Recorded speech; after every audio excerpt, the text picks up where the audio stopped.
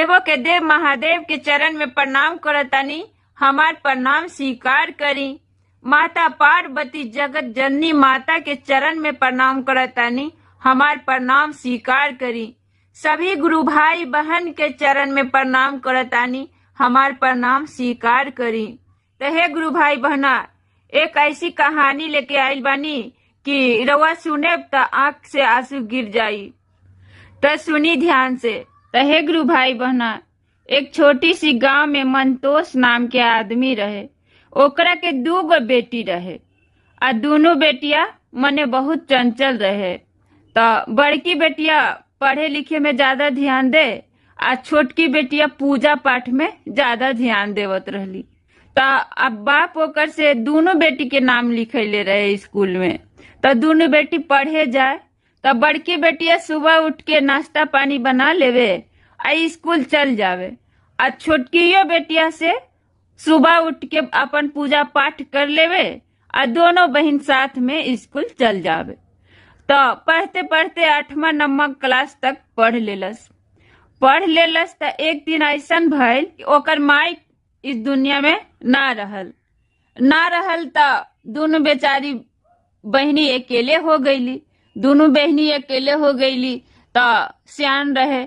ओकर बाद ओकर बाबूजी जे रहे मंतोष, उ की कैलन कि बड़की बेटी के शादी दे देलन। तो जब बड़की बेटी के शादी देलन तो वो अपना ससुराल चल गईली। बेचारी अपना ससुराल में रहे लगली, अपना सास ससुर के देखे लगली। अब बच गई छोटकी बेटिया बच गई। तो अकेले छोटकी बेटिया रहे और वही मंतोष रहे। तो छोटकी बेटिया रोज पूजा पाठ कर लेवे और स्कूल चल जाए। वैसे करते करते कुछ दिन बीतल। तो मंतोष जे रहे से बैठल रहे। अब बेटिया खाना देवे अइलस। तो बप्पा सोचे है कि जब तक हमार बेटी हिया तब तक हमरा के खाना दे दिया, फिर बेटी चल जाई तो हमरा के खाना दी। तो ऐसन करे तनी नु कि एगो शादी कर ले तनी। आ दोस्त मोही भी बाहर में कहत रहे कि शादी कर ला यार, तहरा के फिर के करके दी, बेटी चल जाई तो शादी कर ला।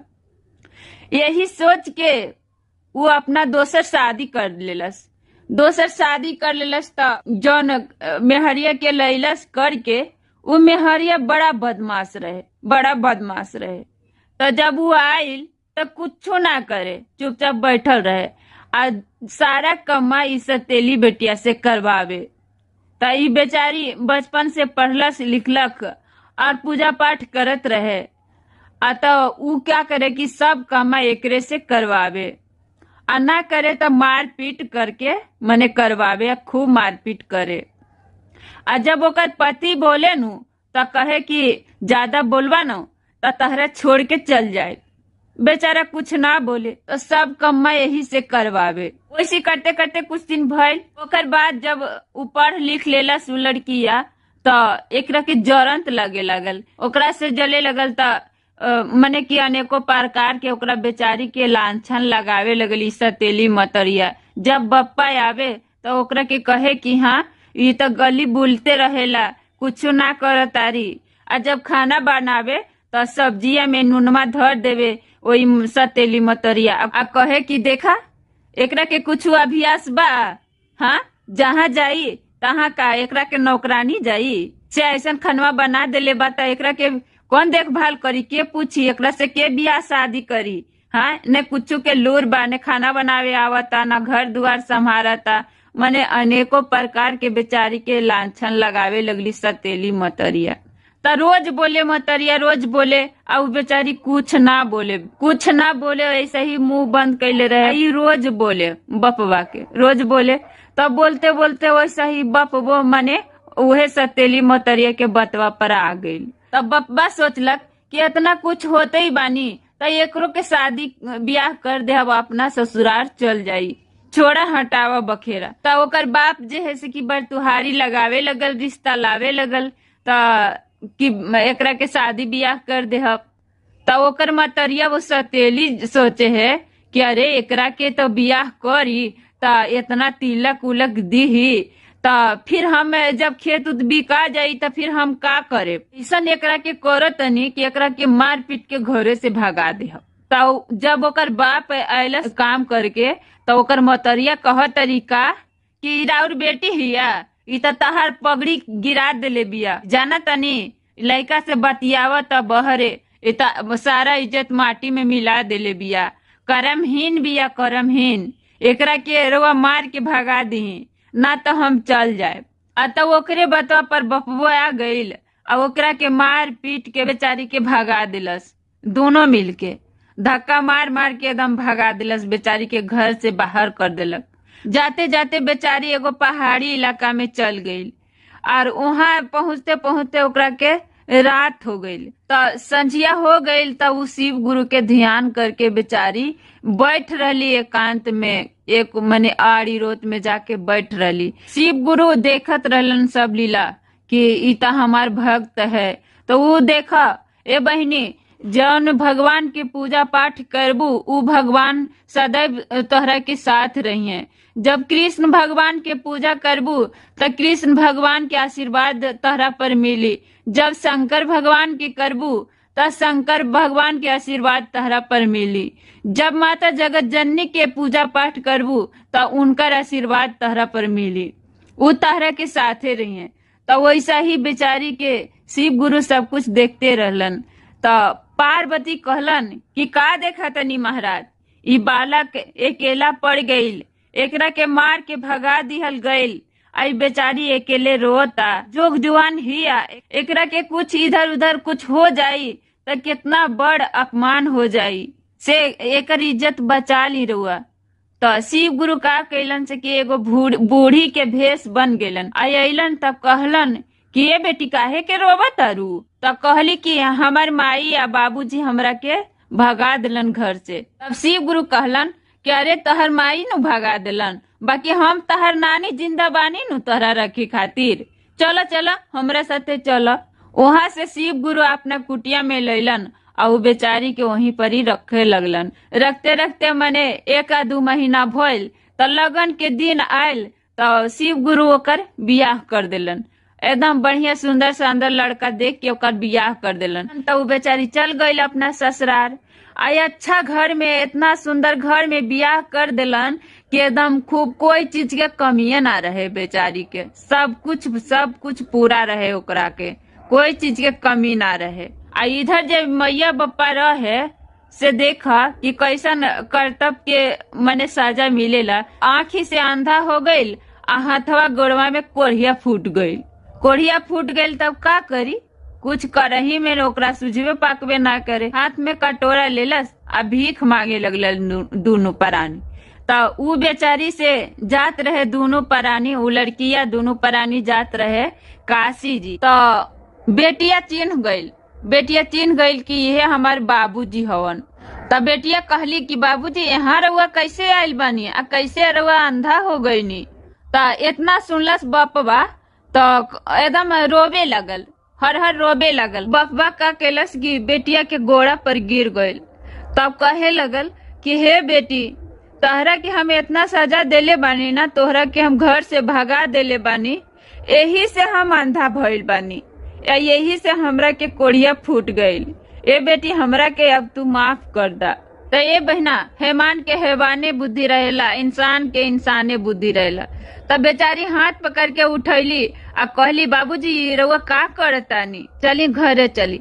बेचारी फिर ले गईल माई बाप के, नहैलक धोइलक, अच्छा से बेचारी रखे लगल, पका उका के खिलावे पिलावे लगल। शिव गुरु काई सन बनवला ताका दीरिया की रहिया, मोरा नइखे सुझात हो। शिव गुरु काई सन बनवला ताका दीरिया की रहिया, मोरा नइखे सुझात हो। मैया जे रहते बाबू करत दुलारवा हो, बाबू करत दुलारवा हो। शिव गुरु बिनु मैया मिले ना दुलार की रहिया मोरा नइखे सुझात हो शिव गुरु बिनु मैया मिले ना दुलार की रहिया मोरा नइखे सुझात शिव गुरु कैसन बनवला तकदीरिया की रहिया मोरा नइखे सुझात हो शिव गुरु कैसन बनवला तकदीरिया की रहिया मोरा नइखे सुझात मैया जे रहते बाबू खोजत सजनवा बाबू खोजत सजनवा हो शिव गुरु सतेली मैया कहे मलछिनिया की रहिया मोरा नइखे सुझात हो शिव गुरु कैसन बनवला तकदीरिया की रहिया मोरा नइखे सुझात हो शिव गुरु कैसन बनवला तकदीरिया की रहिया मोरा नइखे सुझात मैया जे रहते बाबू जंघी बैठौते बाबू जंघी बैठौते हो शिव गुरु बिना मैया लागल बास धोरवा की रहिया मोरा नइखे सुझात हो शिव गुरु कैसन बनवला तकदीरिया की रहिया मोरा नइखे सुझात शिव गुरु कैसन बनवला तकदीरिया की रहिया मोरा नइखे सुझात कौने रंग शिव गुरु कौने रंग डमरुआ से कौने रंग डमरुआ से कौने रंगना उनकर बसाह बैलवा से कौने रंगना कौने रंग शिव गुरु कौने रंग डमरुआ से कौने रंग डमरुआ से कौने रंगना उनकर बसाह बैलवा से कौने रंगना उनकर बसाह बैलवा से कौने रंगना सबूज रंग शिव गुरु लाल रंग डमरुआ से लाल रंग डमरुआ से उजर रंगना उनकर बसाह बैलवा से उजर रंगना उनकर बसाह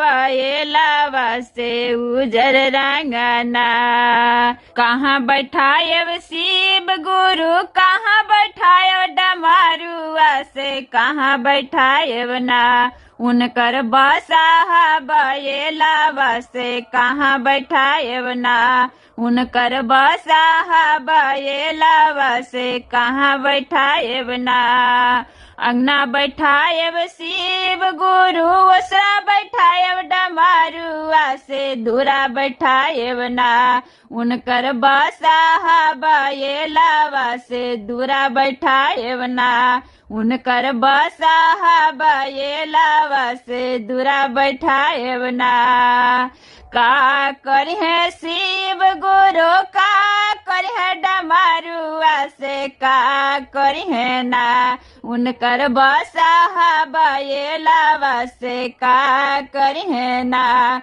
उनकर बसा बैलावा से का करी है ना।